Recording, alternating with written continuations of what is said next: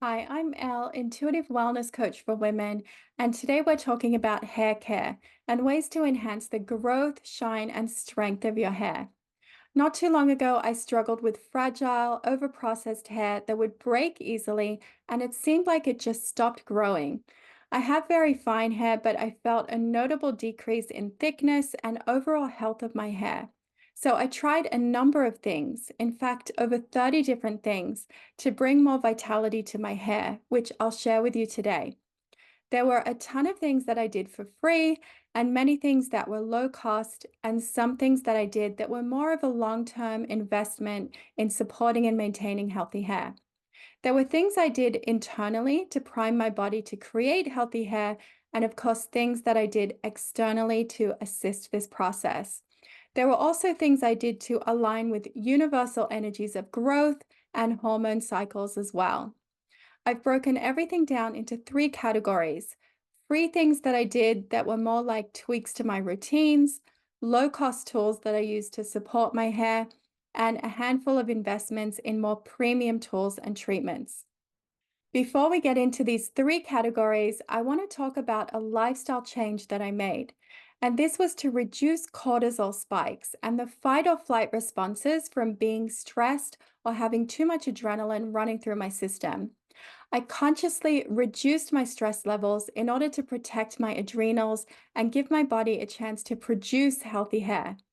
I also cleaned up my diet to exclude or reduce heavy amounts of saturated fats, fried foods, and things that overburden or slow down liver function. I also stopped eating refined sugar and processed carbs to avoid creating insulin resistance. And I just embraced a more healthy, natural diet and style of eating. I follow the Mediterranean diet. We'll talk more about the supplements that helped me as well. But first, let's dive into the things that were free or just simple tweaks that I made to my usual routines. The first thing I did was to change the way I color my hair. I color my hair at home and I decided to use one color darker than my usual blonde, and I find that this really helped.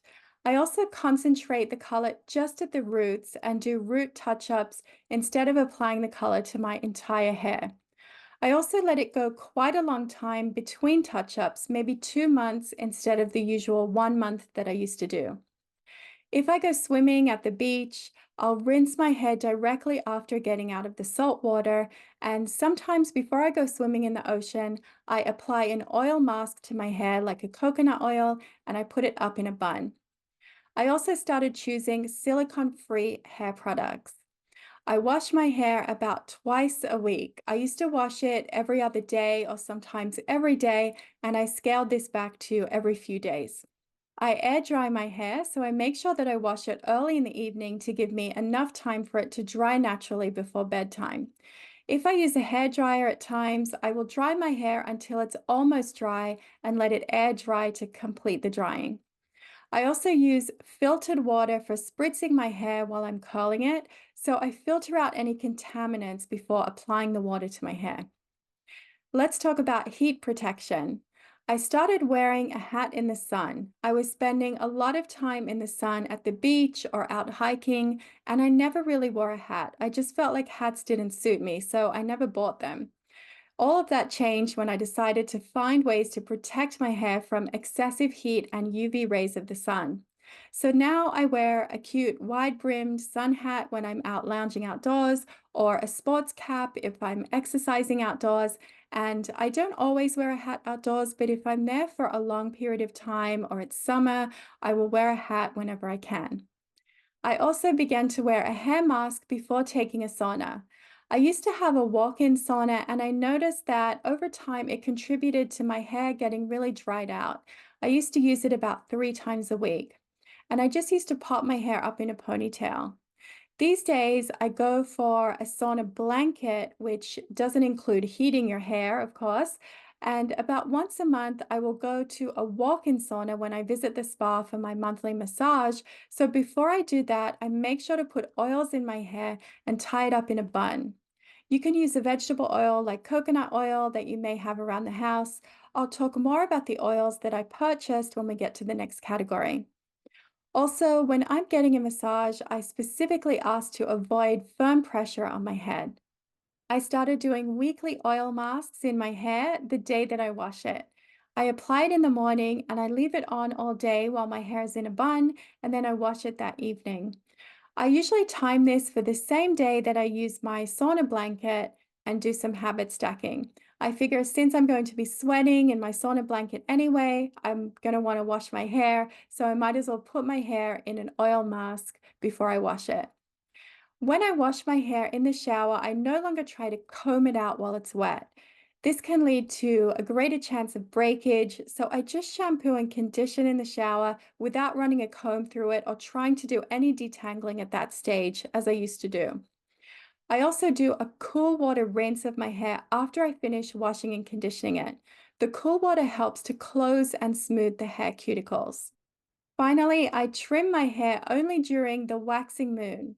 This is a time that is related to the energy of spring. I call this the awaken phase. There is an energy of growth in the universe. In fact, under a waxing moon, sap flow increases in plant life. This is an ancient practice of cutting your hair on a waxing moon, and I thought there's nothing to lose by trying it. And since I'm very much into practicing and teaching about natural cycles to align with, I was very excited about this. I was scared to cut my hair at all at one stage because I felt like it just wasn't growing. But finally, after months of stressing about it, I started to trim my hair just a small amount off the ends during a waxing moon, and it started to grow again much quicker than before. Okay, now that we've explored practices that are pretty much free, let's move on to the low-cost tools that I use to better support my hair. I purchased a scalp brush to use in the shower that gently stimulates my scalp while I massage in my shampoo. Gentle scalp massage can stimulate blood flow and impact hair follicle health, and it feels really good while you are shampooing. I also ordered a metal scalp massager just to play around with while watching TV, and that feels really good. I don't use it very often, just occasionally when I feel like deeply relaxing, and it feels like a head massage and gives you that tingly goosebump sensation. I also started applying a heat protective serum before drying my hair, and it also protects from UV rays in the sun.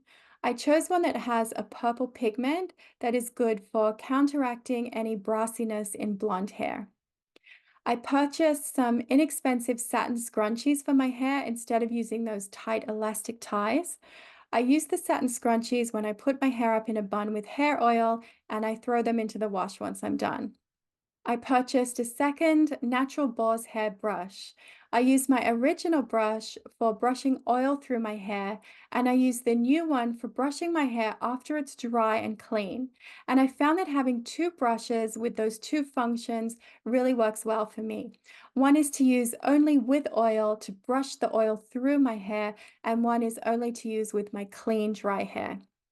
I also use a silk pillow cover and I change it when I wash my hair. I bought two of them, so there's always one clean and ready to go when I need to wash the current one. I also purchased a pair of really good proper hair scissors that I use only for trimming my hair. The oil that I use for my hair is organic castor oil, and then I add a drop or two of the Living Libation Scalp Tonic. I love this brand and have been using their products for over a decade, and they're the best organically sourced, highest quality ingredients with such integrity.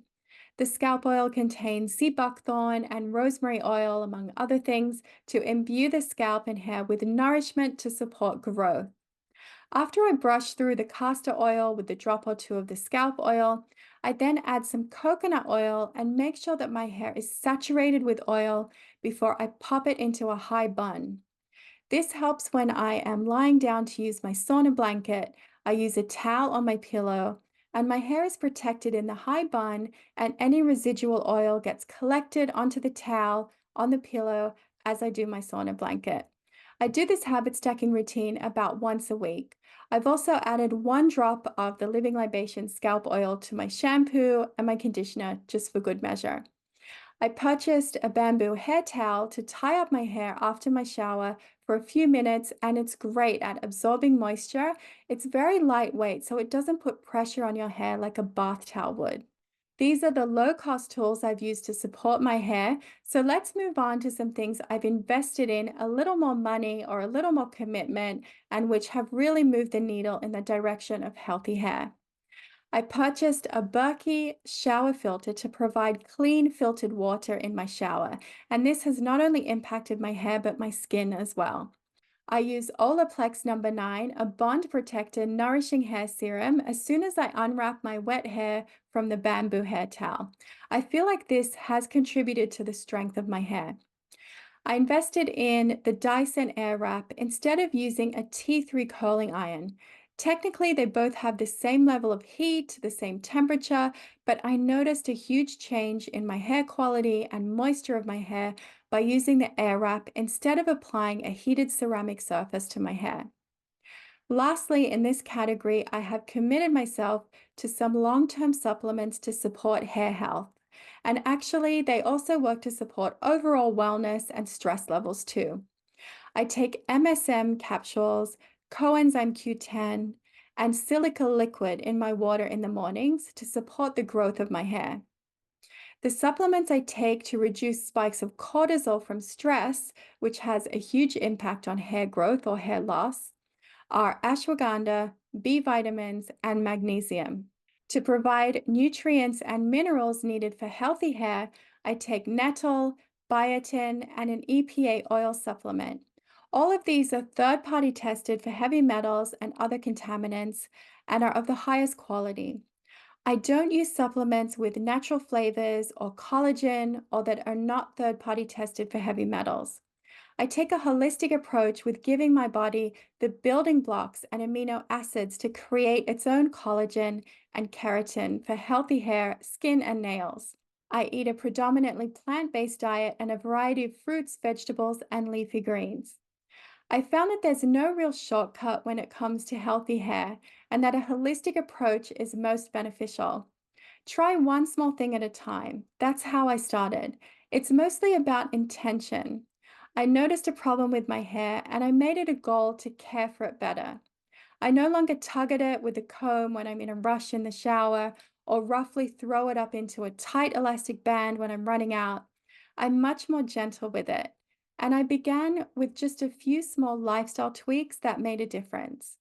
Being aware of too much heat and sun, scaling back on processing and chemicals, caring for my scalp, and taking my stress levels more seriously. It all started with awareness and a curiosity of how I could better care for and nurture my hair. I'm always open to learning more, so I'd love to hear your suggestions as well for what has worked well for you. Let me know in the comments. I hope these tips help you to care for your hair with intention and love. Let me know if you've tried any of these or if you're going to try some. Thanks for watching. Don't forget to like and subscribe for more wellness tips.